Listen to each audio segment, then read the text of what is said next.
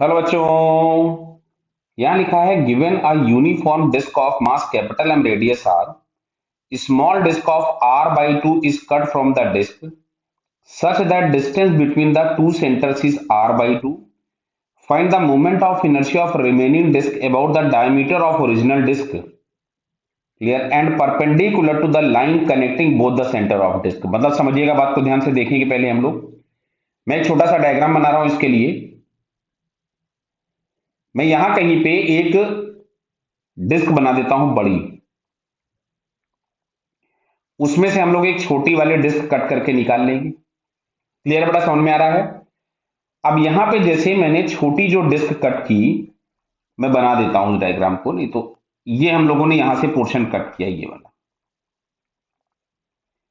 Sir ये ऐसा ही कैसे पता चला, कहीं और भी कट कर सकते थे किसी और तरीके से। तो देखो तुमको दिया हुआ है कि दोनों के सेंटर्स के बीच का डिस्टेंस r बाई 2। तो ये जो डिस्टेंस अगर r बाई 2 होगा, मतलब ये जो छोटी वाली डिस्क है उसकी रेडियस r होगी, तो वो सेंटर पे भी टच करेगी और सरकमफ्रेंस पे भी टच करेगी। अब देखो यहां से एक बात पता चल गया कि जो छोटा वाला डिस्क था उसका रेडियस है r बाई 2, यानी छोटे वाले डिस्क का एरिया हो जाएगा pi into are square by 4। तो एरिया अगर ये हो गया, जिसको मैं लिख देता हूं, देखिए यहां से, तो एरिया जो होगा वो क्या, बड़े वाले डिस्क का एरिया अगर हम कुछ ए नॉट लिखते, जो कि हमको मिलता है पाई आर स्क्वायर, तो क्या ये हम लोगों को ए नॉट बाई 4 मिल रहा है। तो अगर एरिया ए नॉट बाई 4 होगा, तो जो छोटा वाला डिस्क है मास, जिसको हमने कट कर रखा है, इसको मैं लिख देता हूं एम कट। क्लियर है। तो ये हम लोगों के पास हो जाएगा एम बाई 4, क्योंकि इसका मास हो गया था एम बाई 4, एरिया हो गया था ए बाई 4, तो मास भी एम बाई 4 हो जाएगा। क्लियर है।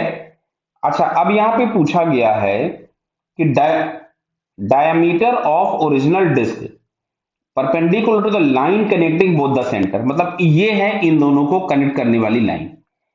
तो डायमीटर तो डिस्क में इनफाइनाइट डायमीटर्स हो सकते हैं, लेकिन हम लोगों को ये वाला डायमीटर बोला गया। क्या समझ में तुम लोगों को आया सभी को, कि दोनों के सेंटर को जो ज्वाइन करने वाली लाइन है उसके परपेंडिकुलर हम लोगों को चाहिए। क्लियर।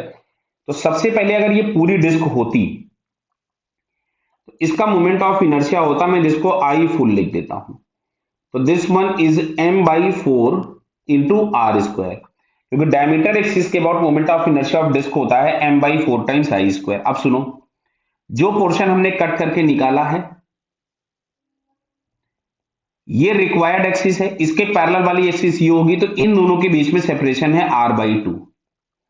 तो अब अगर मैं यहां से निकालता हूं आई कट, जिसको हमने कट किया है, क्लियर है, तो यहां से हम लोगों को पास मिलेगा ICM plus m h square. ICM plus m h square क्यों लगाना पड़ा, क्योंकि जो भी हमारे पास रिक्वायर्ड एक्सिस है वो उसके सेंटर ऑफ मास से पास नहीं हो रही, इसलिए हमको पैरेलल एक्सिस थ्योरम यूज करनी पड़ेगी।